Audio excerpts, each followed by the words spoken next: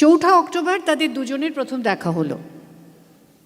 তখন বিকেল ঘনিয়ে এসেছে, বাতাসে শীতের আমেজ।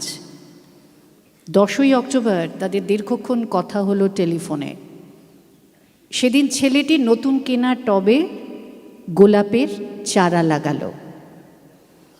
30 অক্টোবর রেস্টুরেন্টের নিরালা কেবিনে ছেলেটি মেয়েটিকে বলল, তোমাকে আমি ভালোবাসি। মেয়েটি লজ্জায় মাথা নিচু করে টেবিলে আঁকিবুকি কাটল।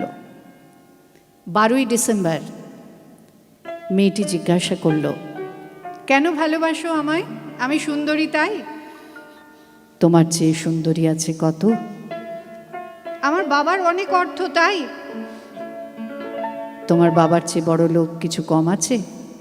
তাহলে ভালোবাসি ভালোবাসি, তার আবার কোনো কারণ হয় নাকি?